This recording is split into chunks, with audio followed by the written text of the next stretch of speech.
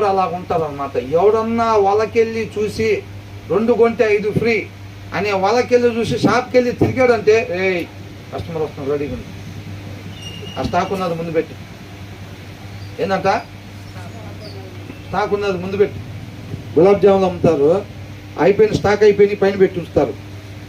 ఇంకొక రోజులు అయిపోతాయి అనేది దాని కింద, 2 రోజులు అయిపోతాయి అనేది దాని కింద, 3 రోజులు అయిపోతాయి అనేది దాని కింద.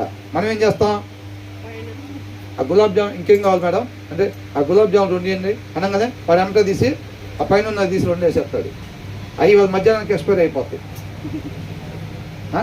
ఇంకేం కావాలి మేడం అని అంటాడు. అన్నీ అంతే ఉంటాయి.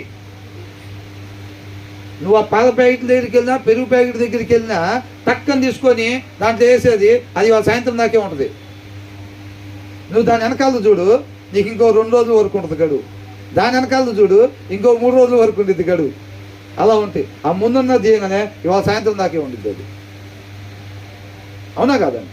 అలాగా అసలు వెయిట్ చేపించే టైం ఉండదు. అట్లా చేసి వాళ్ళు షార్ప్గా అటాక్ చేస్తారనమాట. వీళ్ళు ఎవరు? దుర్మార్గులు అనమాట. దుర్మార్గులకు ఉండే లక్షణాలు ఇవన్నీ కూడా. అర్థమవుతుందండి? తర్వాత ఏమంటున్నాడు, ambush of the innocent they shoot suddenly without fear.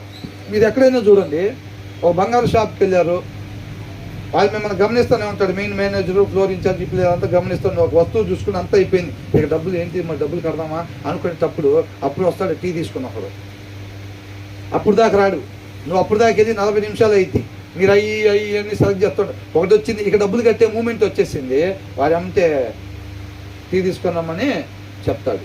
వాడి పక్కన ట్రేలో 4 టీ కప్పులను, ఇది పక్కన 2 కూల్ డ్రింకులు లాంటివి పట్టుకొని వస్తాడు. Sir madam tea cool drink అని అంటాడు. మనం ఏం చేస్తాం, ఇక అవి తీసుకొని ఒకరి మోహం ఒకటి చూసుకొని తీరా డబ్బులు ఏమన్నా కడదామా లేదా అని ఆలోచన లేకుండా ఇక తీరా డబ్బులు ఆల్రెడీ జ్యూసులు టీ కప్పులు ఎవరికిరా ఇచ్చేది, కొనే వాళ్ళకేరా అనుకుంటాడు. వాడు ఆ టీ దాకా డబ్బులు తీసి అడగట్టి వస్తారు. ఆ 40 నిమిషాలు ఎందుకు ఇలా? అసలు మనం కొనే వాళ్ళవా జస్ట్ ఊరికట్లా చూసిపోయే వాళ్ళం అయితే ఎందుకు ఇటు అని అనుకుంటారు.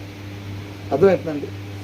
తర్వాత ఏం చేస్తారంట, they shoot from ambush at the innocent they shoot suddenly without fear అంట. అంటే అంబుష్ అంటే మాటు వేసి ఉంచడం, నిర్దోషిని ఏం చేస్తారంట, ఎలా చేస్తారంట, సడన్లీ అని అంటున్నాడు. అంటే ఇమ్మీడియట్గా అటాక్ చేస్తారనమాట, మోసం చేస్తారు.